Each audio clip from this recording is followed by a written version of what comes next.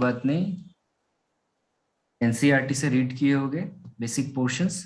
सो एक बार क्विकली हम लोग रिकैप करते हैं that the basic and the most fundamental thing is inertia. Inertia क्या है? Yes, we sir. Discussed in very very detailed form. And how to measure inertia, inertia को मापते कैसे हैं, किस चीज से मापते हैं इनर्शिया को? Sir, mass and its velocity. Mass and velocity, is it? Do you want to add something else? Anant, inertia को किस चीज से मापे?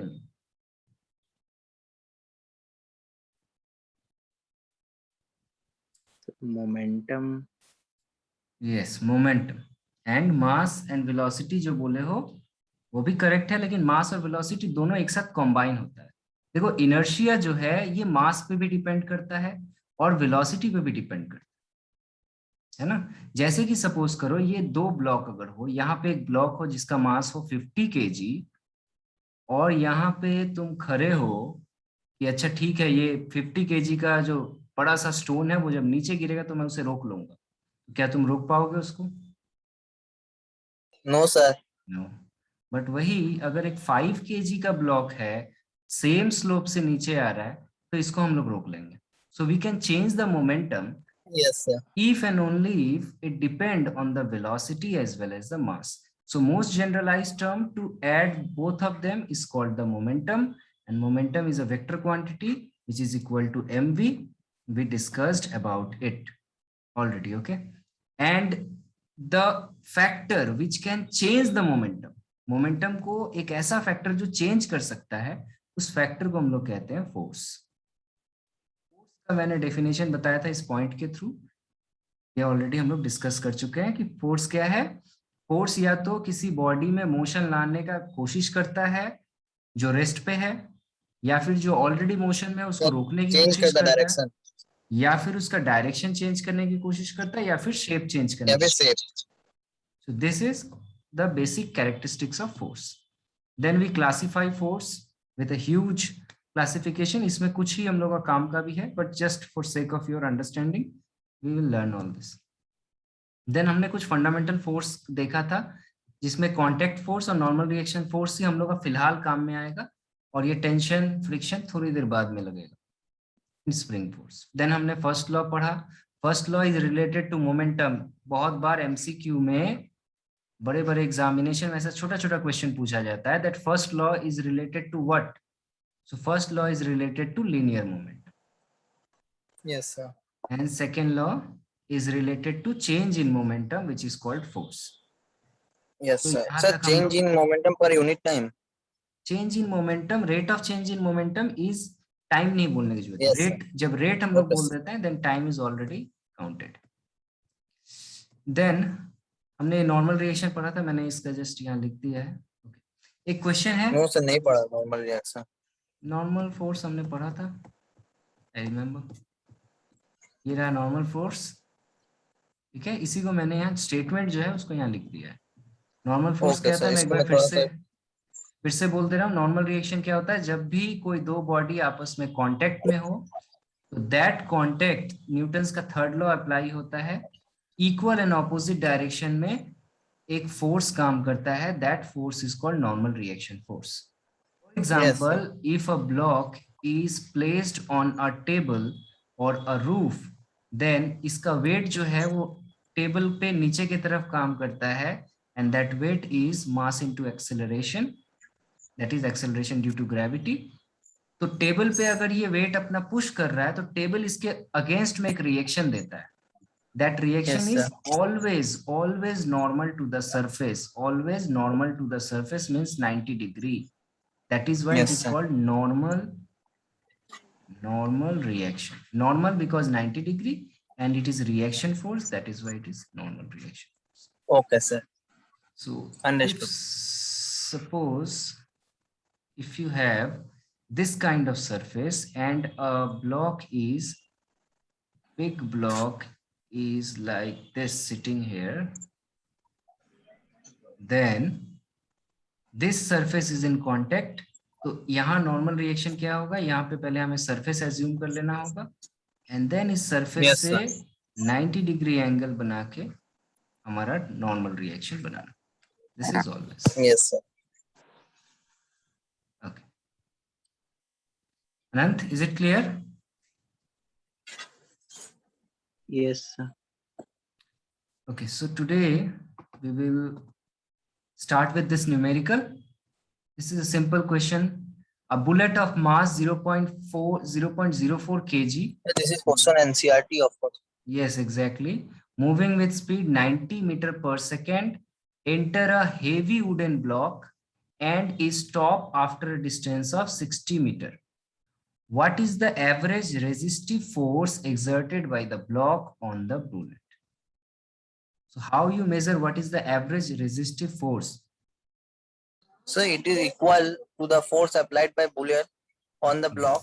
Yes, it is equal to the force applied by the bullet on the block. So how do you measure that force?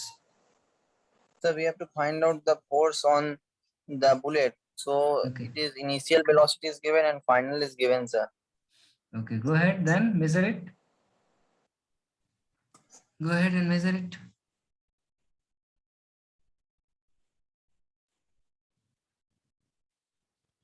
You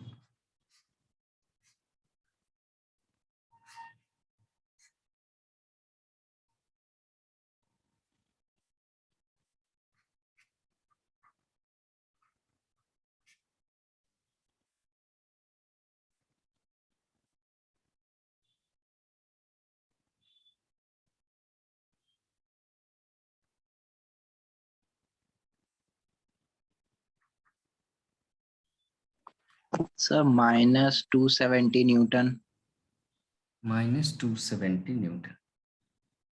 Is it the answer given in the book? Yes. Because I don't have the answer with me. I have to solve it. अगर book है तुम लोगों के पास तो देखो जरा, chapter open करो. Example number 5.2.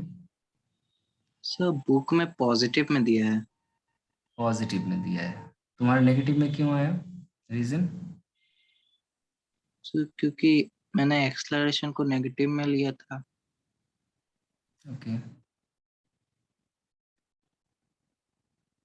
सो कैसे निकाल रहे हो इसको? मास गिवन है क्वेश्चन में 0.04 kg.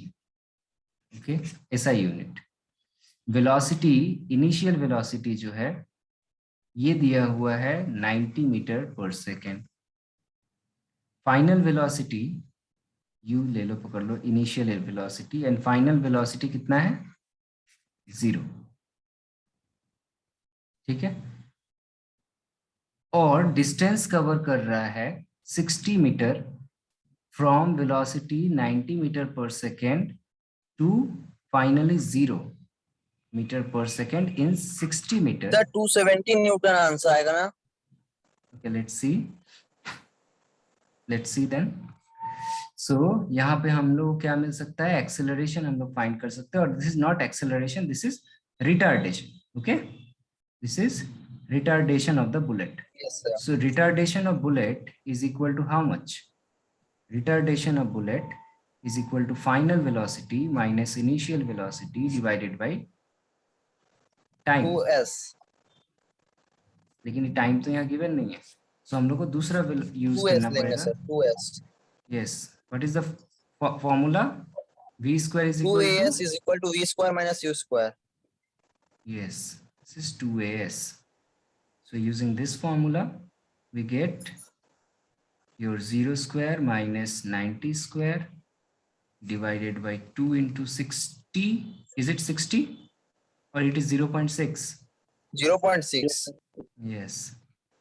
So what is the value of acceleration here or retardation of bullet? So minus 13500. No, sir, minus 6750. Minus 675. What is the correct answer? Yes, sir, 6750. 6750. 6750 Yes, it meter is for per half. second. Yes, sir. Meter per second square. Okay. Yes. So Yes, sir. Now this is the retardation of bullet. So force applied by bullet on block. bullet on block, this is equal to how much? This is equal to 0.04 into minus 6750. 6750. So इसका answer आया 270, right? So it is negative Yes sir, 270. minus 270. Yes, sir Newton. क्योंकि block उस पे opposite force लगा रहे हैं इसलिए वो पॉजिटिव हो जाएगा. Exactly. Force applied by bullet on block is this. So force applied by block on bullet is opposite, and which is plus 270 Newton. So this is a simple question directly from the formula. Another question I take from the NCERT itself. The motion of a particle of mass m is described by this particular equation. This is very famous equation. We already gone through this formula. Y is equal to ut plus half gt square. Okay. ये जो है particle का क्या दिया हुआ है? Locus दिया हुआ है ना? लोकस मीन्स जिस इक्वेशन को फॉलो कर रहा है. Find the force acting on the particle. So what you have to do? What you have to do? Just let mass of the particle, let mass of particle be m. Okay, m kg suppose. So from That is given question. Yes, it is already given. So if using this particular equation, find out the acceleration. We already gone through, isn't it? Y is equal to ut plus Yes, sir. half gt square. So differentiate both side. इसीलिए मैंने differentiation लिखा है. Differentiation both side with respect to t. T है यहाँ right side में. So dy by dt.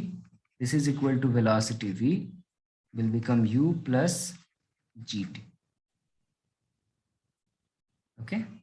Again, you have to differentiate. Again, you have to differentiate both side with respect to t.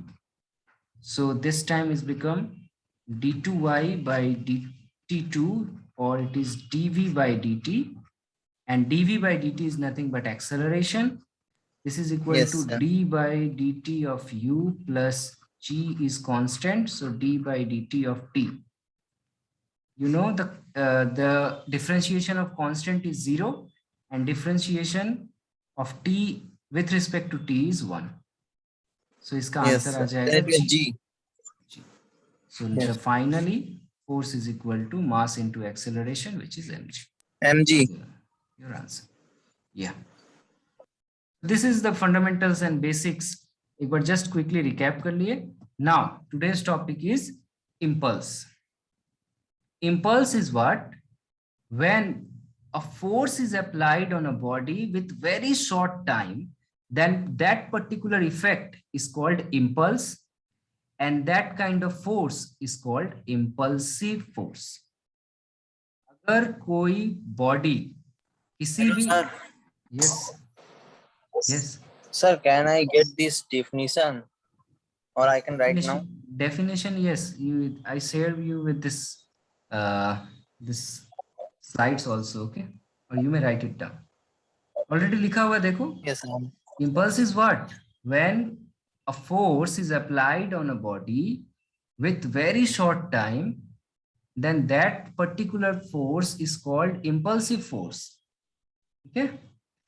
For example, सोचो impulsive force कहाँ use होता है? थोड़ी देर के लिए. जैसे कि ये अपने दिमाग में हम लोग लगा सकते हैं. या और तुम लोग क्रिकेट खेलते हो, यहाँ पे आ रहे हैं हम लोग.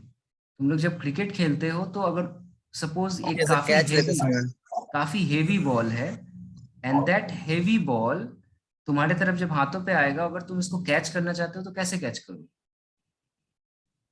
बहुत हेवी है. सब उसको नीचे की तरफ ले लेते हैं, हाथ में पकड़ने में थोड़ा नीचे की तरफ ले लेते हैं. उस कैच को पकड़ के हाथ को नीचे की तरफ डाउन किया जाता है. हाथों को नीचे की तरफ इसलिए डाउन किया जाता है, क्यों? इसको हम लोग समझेंगे यहाँ पे. That is the reason of impulse. So what is impulse? Impulse is nothing but it is multiplication of force into time. When time is very small, then that particular force is act on that body for very short time. Please mute your microphone, it produces noise. So if this force is acting on a body with very small time, then that particular force itself is called impulse. Okay. Remember, this impulse is a vector quantity. This impulse Yes. is also a vector quantity. Second definition how it comes, we already know that force is nothing but rate of change of momentum. That is, in short अगर बोला जाए तो change in momentum by change in time. So change in momentum by time is multiplied with time. Then we can say that the impulse Yes, is sir. nothing but it is the change in momentum. That is why यहाँ लिखा हुआ है the change in momentum is called impulse. In many situations, a large force is act for a very short time. In this case, this force is called impulsive force.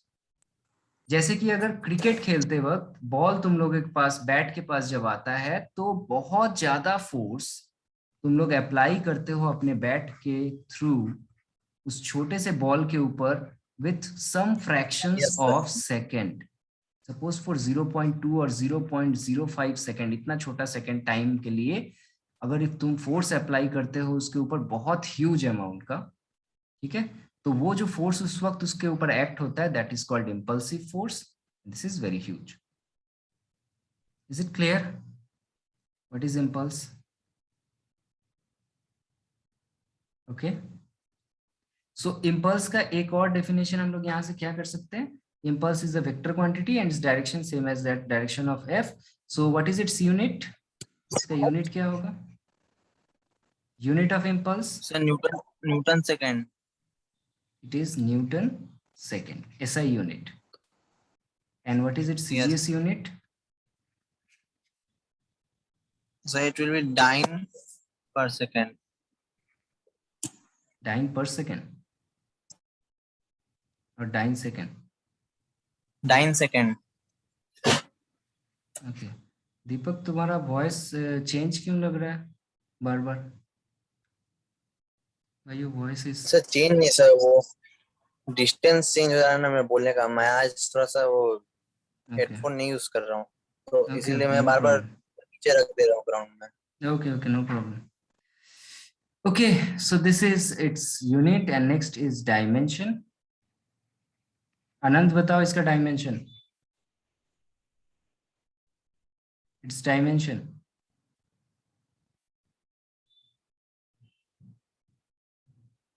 Yes, Anant, are you there? Yes, sir. M1 L1 T minus 1. M1 L1 T minus 1. Yes, M1 L1 T minus 2 is for force, so it is M1 L1 T minus 1. Okay. इसको जो है ना book में तुम लोग का कोई NCERT में इसके लिए कोई नोटेशन नहीं है. In many book it is represented by J. In many book it is represented by J. In many book it is represented by I. Generally I से हम लोग इसलिए नहीं डिनोट करते हैं क्योंकि रोटेशनल मोशन में I से हम लोग मोमेंट ऑफ इनर्शिया को डिनोट करते हैं, इसीलिए I से नहीं करते हैं, तो हम लोग J से यूज करेंगे. ओके, J हम लोग यूज करेंगे. So J is your vector quantity. Okay, sir. And its direction is same as that of direction of force. Force जिधर एक्ट करता है मोमेंट इम्पल्स भी उधर ही एक्ट करता है. और फोर्स का डायरेक्शन किधर होता है? फोर्स का डायरेक्शन कहाँ होता है? उसका एक्सेलरेशन का डायरेक्शन. एक्सेलरेशन का डायरेक्शन. एक्सेलरेशन का डायरेक्शन. Very good. एक्सेलरेशन का direction is equal to force का direction is equal to impulse का डायरेक्शन. तो इसमें कुछ कह सकते हैं कि एक्सेलरेशन का डायरेक्शन ही इम्पल्स का डायरेक्शन होगा. Exactly. So we already go for this kind of things. For example, movies में स्टंटमैन जब ऊपर से जंप करते हैं, ठीक है, बहुत ऊपर से जंप करते हैं तो नीचे जो हम लोग का रिच इस ऐसे कंक्रीट फ्लोर पे वो जंप नहीं कर सकते. अगर कंक्रीट फ्लोर पे तुम जंप करो बहुत ज्यादा हाइट से तो हाथ हड्डी पसली टूट जाएंगे. लेकिन अगर इसके ऊपर एक बहुत ज्यादा थिक फोम बिछाया हुआ हो तो क्या होगा? तुमको चोट नहीं लगेगा। सर क्यों? फोर्स एब्जॉर्ब कर लेगा हमारा क्या सारा absorb? फोर्स। कैसे एब्जॉर्ब करेगा? That is your impulsiveness. क्या करेगा? हमारा फोर्स जो है इसके ऊपर जब आएगा तो यहां से नीचे आते वक्त मुझे टाइम ज्यादा लग जाएगा, isn't it? मेरा टाइम इंक्रीज कर जाएगा। Yes as a sir. Result impulsive force क्या होता है?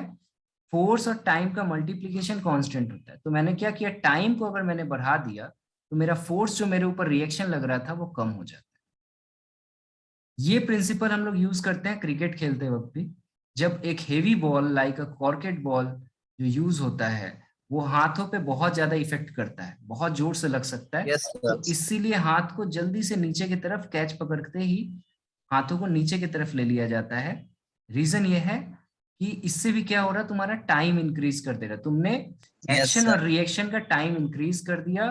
So when time is increase the reaction force will be decreased. The same principle is used in automobiles also. They use springs. Okay, they use springs and hydraulics and many things to reduce the jerk effect. Okay, to reduce the jerk effect in the vehicles. Next is force time graph and how to calculate impulse using force time graph. Remember, in force time graph, the area under the curve is represent impulse. The area under Yes, the sir. pulse is represent impulse. Always remember. So यहाँ पे इस graph से अगर हम लोग को निकालना हो तो मैं सिंपली यहाँ से मैं बोल सकता हूँ कि impulse is equal to integration from T1 to T2 force into dt. Integration के फॉर्म में, और इसी को कहा जाता है एरिया अंडर सर अगर हम उस ट्रायंगल का एरिया निकाल लेंगे जो ट्रायंगल बना हुआ है तभी तो हो जाएगा ना। एग्जैक्टली मैं इस ग्राफ के लिए नहीं बोल रहा हूँ, इन जनरल बोल रहा हूँ। इंटीग्रेशन तुम लोग क्लास 12 में सीखोगे। सपोज करो फोर्स टाइम ग्राफ ऐसा है, ठीक है, this is force, this is time, and from T1 to T2 तुमसे पूछा गया है कि निकालो from T1 to T2 impulse का वैल्यू। तो ऐसे निकाला जाता है, इंटीग्रेट किया जाता है फ्रॉम T1 to T2 then F into dt. This is the way how to calculate your impulse. Next, अगर यहाँ पे एवरेज फोर्स दिया हो, इस पूरा ग्राफ का एवरेज फोर्स अगर तुमको दे दिया हो तो क्या करोगे?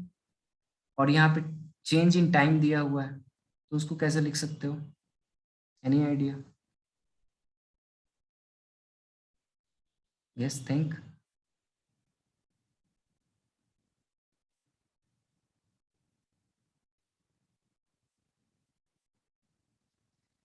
Average force is what, constant और variable?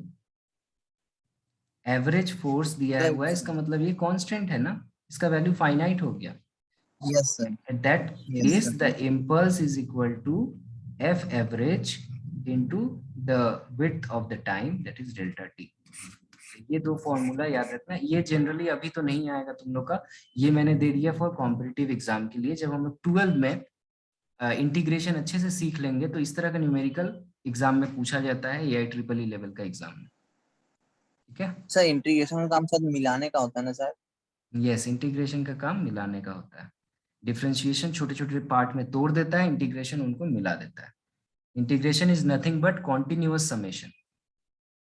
Continuous summation is called integration.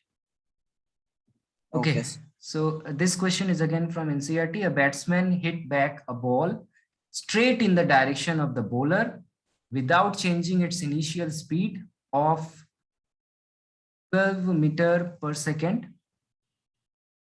Okay. If the mass of the ball is 0.15 kg, that is 150 gram, determine the impulse imparted to the ball. ठीक है, बॉलर ने इधर ball को throw किया, इस ball का उस वक्त वेलोसिटी था 12 मीटर पर सेकेंड। बैट्समैन के जैसे ही बैट पे ये बॉल आया, उसने ठीक बॉलर के डायरेक्शन में इसको ऑपोजिट डायरेक्शन में भेज दिया with a velocity of 12 meter per second. But now this time it is in the opposite direction of the initial, इसीलिए मैंने माइनस दे दिया।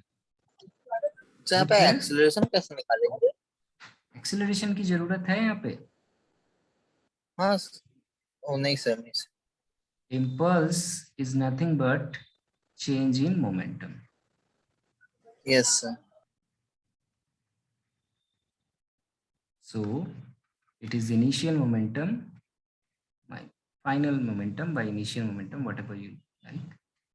P1 minus P2 कर सकते हो, मैग्नीट्यूड निकाल रहे हो.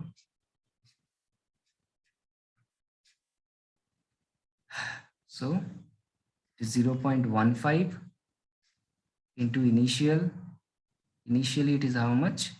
12 meter per second. 1.8, so 1.8 Newton second. Okay. Second momentum, mass is constant, but this time velocity is in opposite direction, so minus 12. So ये हो जाएगा 0.15 into 12 minus into minus plus 0.15 into 12. Okay. So अब just ये calculation है, कितना आया बताओ? 3.6. 3.6 and unit is Newton second. Yes sir.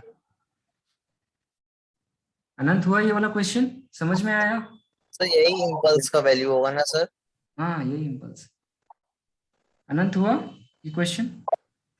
Yes sir. ये क्वेश्चन करो। A force time curve is shown already.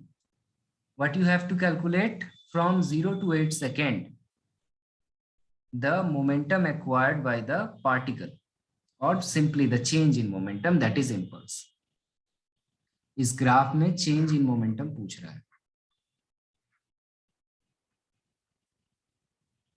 तो हमारा इम्पल्स निकालना है। इम्पल्स निकालना है इस ग्राफ को देख के, 0 से लेके 8 सेकेंड के अंदर। ये 0 है, ये 8 है।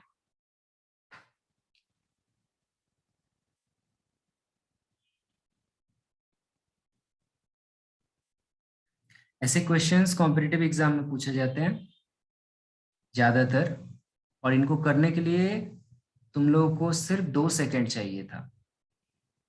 2 सेकेंड में आंसर आ जाना चाहिए। तो 32 Newton second. 32 Newton second, how? So I have taken this -2 and +2 distance as whole force applied during this journey from 0 to 8 second, and then come 4 Newton, and I multiply it to 8 second time taken by this body, and then it come 32 Newton second. No. You cannot do like this because So force is minus not constant. Minus 16. minus 16 how? So change in momentum -2 into 0 minus sir plus 16 sir. Plus 16 भी नहीं है answer. तुम लोग पहले समझो गलती कहाँ कर रहे हो। तुमको चेंज इन मोमेंटम पूछा है। मोमेंटम का मतलब होता है मास इनटू वेलोसिटी। यहाँ वेलोसिटी कहाँ है, मास कहाँ है? तुम लोग कैसे मोमेंटम निकालोगे? फोर्स के साथ क्या रिलेशन है मोमेंटम का? वो है F is equal to dp by dt। ठीक है, यहाँ पे आ गया dp is equal to F into dt। तो ये निकालने के लिए फोर्स इंटू dt, मतलब इसका एरिया निकालना है। अभी तो कहा what is change in momentum, nothing but the area under the curve. You already discuss ना। तो एरिया कैसे निकलेगा इसका? ये तो घुमा एरिया हुआ है। निकालने की जरूरत नहीं है, आंख से देख के बताओ मुझे इसका एरिया कितना होगा। एरिया ऊपर और नीचे हमेशा याद रखना, एरिया पॉजिटिव और नेगेटिव होता है। हम लोग तो डिस्प्लेसमेंट टाइम ग्राफ में पढ़े हैं, वेलोसिटी टाइम ग्राफ भी ऑलरेडी पढ़ चुके हैं। तो ये जो ऊपर का एरिया है और ये नीचे का जो दो एरिया है, ये नीचे का एरिया जो है इसको मैं नेगेटिव एरिया तो 4 पाई। ठीक है, नेगेटिव एरिया। सो ऊपर का एरिया 4 पाई आया। नहीं, जरूरत नहीं है, तुम इसको रेडियस नहीं सपोज कर सकते, ये सर्कुलर पाथ नहीं है। सिंपली देखो नेगेटिव एरिया मतलब जो नीचे का एरिया है। तो 0 से 2 ये यूनिफॉर्म ग्राफ है, 0 से 2 नेगेटिव, 6 से 8 मतलब टोटल कितना 4 सेकेंड का नेगेटिव एरिया है। नेगेटिव एरिया कितना कवर कर रहा है 4 सेकंड का पॉजिटिव भी है सर। 4 सेकेंड कवर कर रहा है negative area, and positive area 4 second ये भी है 4 second. If you look carefully 2 to 6 So it is also Yes, 4 sir. seconds. Yes, sir. So total area is 0. Yes. So change in momentum is 0. Yes. That is your answer. Yes. Answer is change in momentum is equal to 0. Uniform force में sir 0 हो जाता है sir impulse. Uniform कहाँ है force? Force तो very कर रहा है, फोर्स वेरी कर रहा है, लेकिन 0 से लेके 8 सेकेंड के इंटरवल में ये मोमेंटम का चेंज जो है वो 0 है। तुम 0 से 2 सेकेंड में तो 0 नहीं है, 0 to 4 सेकेंड 0 है, 0 to 6 सेकेंड 0 नहीं है, फिर 0 से 8 सेकेंड 0 है। So this is how you calculate. Next is your Newton's third law of motion. Newton's third law of motion is the very easy part, but easy होने के साथ साथ ये लोग कंफ्यूज हो जाते हैं यहाँ पे। Newton's Yes, third sir. law says that every action there is always a equal and opposite reaction. Equal in magnitude, obviously. If we say sir वो तो equal, रिएक्शन फोर्स जैसा हो गया ना।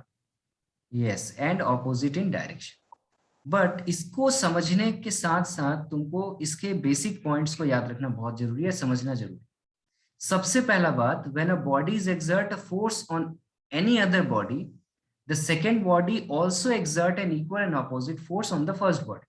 ये तो ये डेफिनेशन का अंडरस्टैंडिंग हो गया।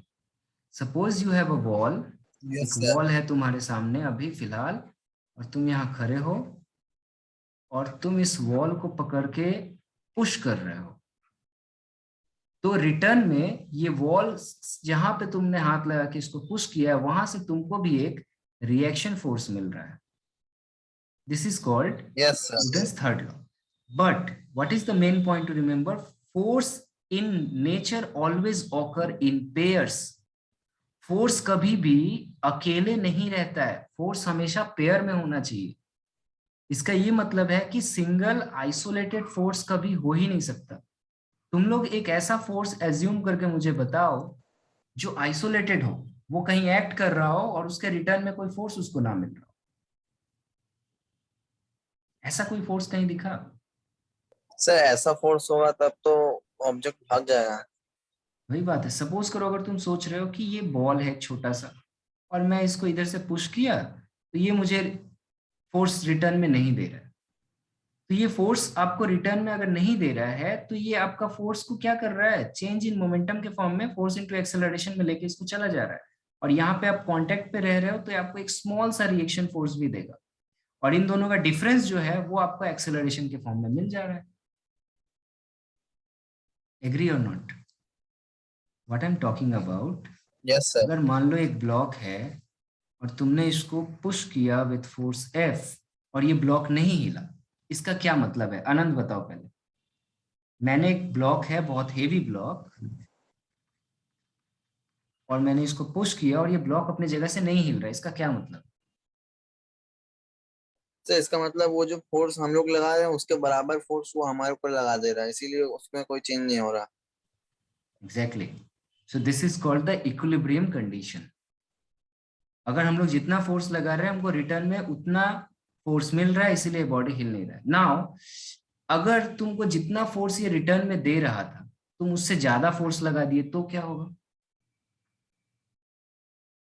सर तभी चलने लग जाएगा। तो ये मूव करने लग जाएगा, और वो एक्स्ट्रा जो फोर्स है, that extra force will converted into mass into acceleration.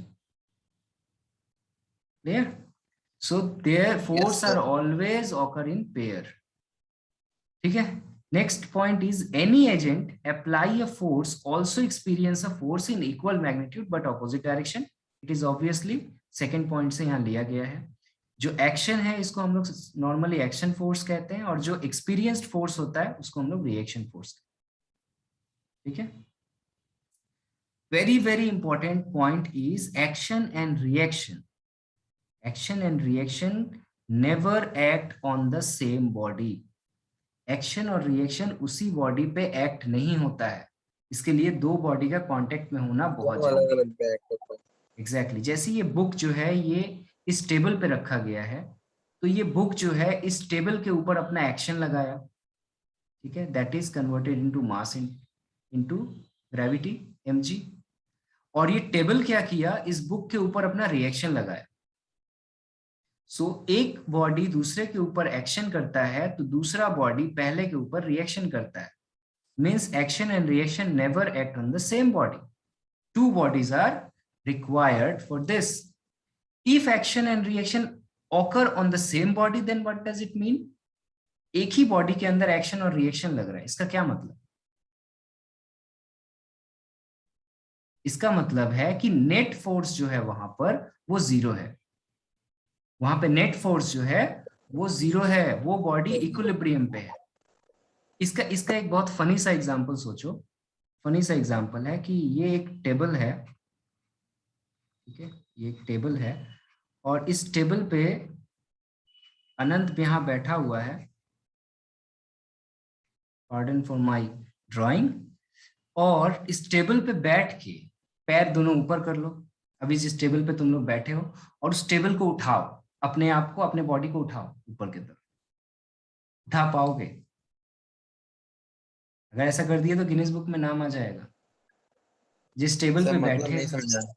जिस टेबल पे अभी बैठे हो तुम लोग, जिस टेबल पे अभी बैठे यस हुए सर. हो, इसके ऊपर अपने दोनों पैरों को उठा लो, ठीक है, ओके. Like this. और हाँ. यहाँ से इस टेबल को पकड़ो और इसको लिफ्ट करो ऊपर की तरफ, उठा लो. कैन सर यू डू तब तो दैट? उड़ने लग जाएंगे. एग्जैक्टली. कैसे कर सकते हैं? उठा सकते हैं कि नहीं उठा सकते? सर मशीन से कर सकते हैं. मशीन नहीं, मैंने जो बोला अभी, ऐसा हो सकता है कि नहीं? बॉडी उठ पाएगा कि नहीं उठ पाएगा? नहीं उठ पाएगा सर सर। ऐसा नहीं तो उठ पाएगा. अभी नहीं हो सकता सर, लेकिन फ्यूचर में कभी हो ये जाए. नहीं होगा, कभी नहीं होगा, क्योंकि ये यहाँ पे नेचर नेचर का लॉ है, यहाँ पे वही लिखा हुआ है. तुमने क्या किया? तुम एक्शन लगा रहे हो इस टेबल के ऊपर, ऊपर जाने के लिए, ठीक है, यस सर. और तुम खुद इसके ऊपर बैठे हो और तुम्हारा बॉडी ही ऊपर उठाने की जब कोशिश कर रहे हो तो वो नीचे की तरफ रिएक्शन लगा रहा है. तो एक्शन और यस सर. रिएक्शन एक ही बॉडी के अंदर लग रहा है, ये पूरा सिस्टम एक बॉडी हो गया उस वक्त. तो इसका मतलब ये बॉडी जो है, इसके ऊपर नेट फोर्स जो हो गया वो जीरो हो गया, और ये बॉडी अपना यस सर. इक्विलिब्रियम पोजीशन पे ही रहेगा. और जैसे ही तुम बोल रहे हो मशीन आ जाएगा, तो यस. मशीन बाहर हो गया, तो एक्शन और रिएक्शन अलग अलग बॉडी पे लग रहा है, तो तुम्हारा बॉडी ऊपर की तरफ शिफ्ट हो जाएगा. लेकिन क्या टेबल पे बैठे बैठे उस टेबल को उठाया जा सकता है? Using some no sir. Equipments, using some suppose wires and something, ऐसा किया जा सकता है. Yes sir. Yes sir. Yes sir. ऐसा किया जा सकता है यूजिंग पुली. जब मैं पुली पढ़ाऊंगा तो वो समझ यस में सर. आएगा कि पुली से अगर अपने आप को बांध लो, दो तीन पुली लगा के, तो अपना ही वेट को ऊपर की तरफ लिफ्ट किया जा सकता है. लेकिन वहां पे भी ये लॉ वैलिड होता है, क्योंकि उस वक्त एक पुली लगा देते हैं और पुली थर्ड पार्टी बन जाता है, मतलब सेकेंड बॉडी बन जाता है जहाँ पे एक रिएक्शन का. यस वो बीच में आ जाता है. एग्जैक्टली. सो ये कुछ एग्जाम्पल है थर्ड लॉ का, ये ऑलरेडी हम लोग जानते हैं, जिसमें से कुछ नॉर्मल सी बातें, जैसे कि सैंड और आइस पे हम लोग ठीक से चल नहीं पाते हैं, बिकॉज हमारा एक्शन फोर्स और रिएक्शन फोर्स नहीं मिलता है हमको उतना. तो चलने के लिए हमें रिएक्शन फोर्स की जरूरत है. Yes sir. Then swimming pool में हम लोग को स्विम करने के लिए वाटर को ऑपोजिट डायरेक्शन में पुश करना पड़ता यस है, sir. And so on. So this are some basic thing. और जैसे कि बुलेट सर हम फायर लोग कोई कॉपी में लिखते हैं ना, वो भी इसी लॉ का ऐसे हम लोग लिख पाते हैं. एग्जैक्टली. बॉल पॉइंट पेन होता है, वो रब करता है यूजिंग फ्रिक्शन, हो पाता है. बुलेट फायर करते वक्त जो गन है वो बैकवर्ड डायरेक्शन में रिकॉइल कर जाता यस है. सर. सर इसे तो हम लोग कंजर्वेशन ऑफ मोमेंटम एक्सप्लेन करेंगे ना. एग्जैक्टली. सब कुछ कोरिलेटेड है. So this is for this class. मैं नेक्स्ट लिंक तुम लोग को शेयर कर रहा हूँ within a minute. There we will learn the very okay sir. Fundamental thing which is called your free body diagram. इसको हम लोग सीखेंगे नेक्स्ट लिंक में. Any question?